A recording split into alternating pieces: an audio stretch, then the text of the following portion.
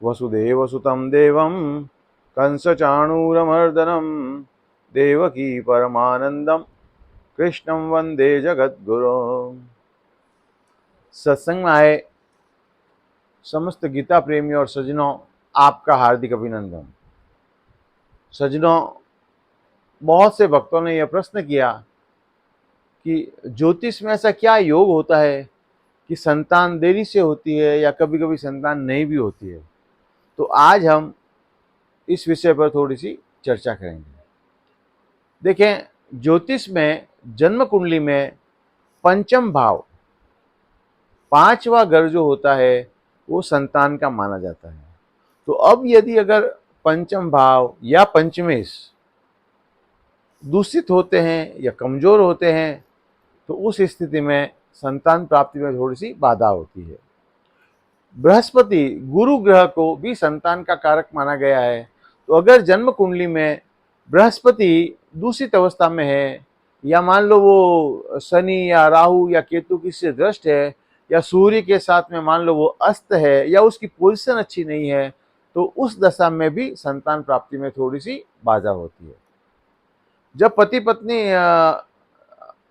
की कुंडली में नाड़ी दोष होता है, हम जब गुण मिलान करते हैं शादी से पहले, तो अगर नाड़ी दोष है तो हम कहते हैं कि नाड़ी दोष की अवस्था में शादी नहीं करनी चाहिए, क्योंकि नाड़ी दोष की अवस्था में भी संतान प्राप्ति में बाधा होती है।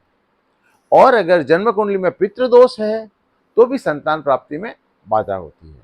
तो यानी पितृदोष की वजह से, नाड़ी दोष की वजह से, पंचम, पंचमेश या बृहस्पति ग्रह, इन सब की वजह से अगर कहीं पर भी कुछ समस्या है तो संतान प्राप्ति में बाधा हो सकती है। विवाह के बाद, शादी के बाद 5 साल 10 साल भी अगर संतान नहीं हो रही है तो समझ लीजिए कि कुछ न कुछ बाधा जरूर है ज्योतिष के हिसाब से। तो हम बात करेंगे कि ज्योतिष के हिसाब से और श्रीमद् भगवद गीता के श्लोकों का आश्रय लेकर के, श्री कृष्ण भगवान का आश्रय लेकर के कैसे इस समस्या को दूर किया जा सकता है।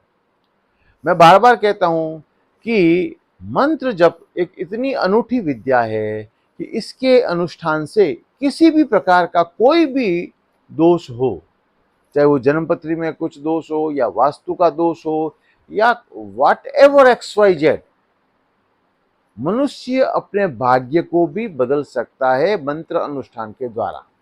यह मंत्र जप, मंत्र अनुष्ठान ऐसी अनूठी विद्या है।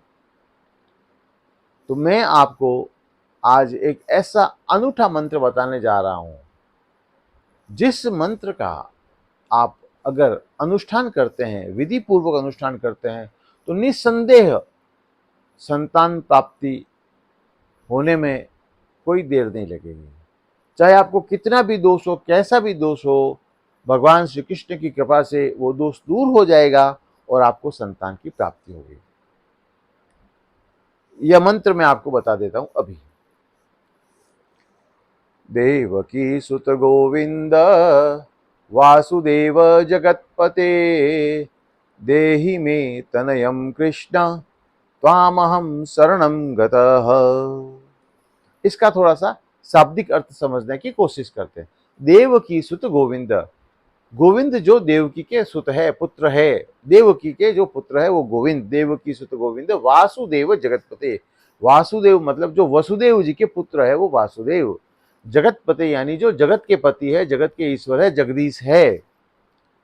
देहि में तनयम कृष्ण, हे कृष्ण भगवान मुझे पुत्र दो। यहाँ पर पुत्र का आशय पुत्र और पुत्री दोनों से ही है, ऐसा नहीं है कि खाली पुत्र से ही आशय है, पुत्र और पुत्री दोनों से है।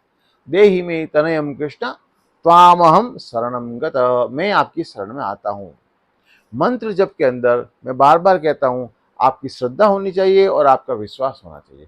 रक्षसयन्ति विश्वास हो, आपका विश्वास ही आपकी रक्षा करता है। और संशय आत्मा विनश्यति, जिसके मन में संशय है उसका विनाश निश्चित है।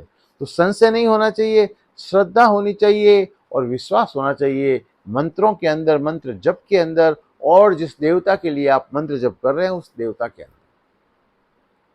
जब आपकी श्रद्धा और विश्वास पक्का होता है और जब आप मंत्र जप करते हैं विधि विधान के साथ, मैं बार बार कहता हूँ विधि विधान के साथ। विधि विधान का मतलब क्या? आपका मुंह हमेशा नॉर्थ ईस्ट की तरफ होना चाहिए, आप जमीन पर आसन लगा के बैठना चाहिए, जिस कमरे में आप बैठते हैं उस कमरे में मध्यम रोशनी होनी चाहिए, ज़्यादा तीखी रोशनी भी नहीं, ज़्यादा भी रोशनी भी नहीं होनी चाहिए और एकदम अंधेरा भी नहीं होना चाहिए। घी का दीपक लगाना चाहिए।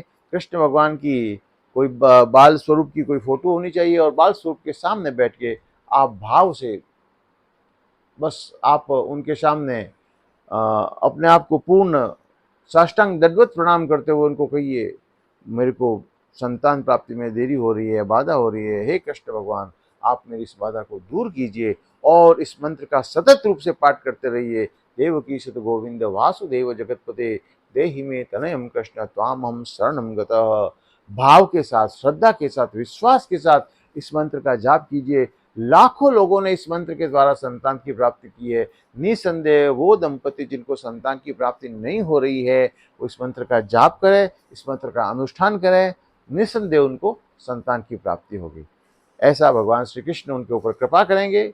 इसी शब्दों के साथ मैं अपनी वाणी को विराम देता हूँ। आज के लिए बस इतना ही।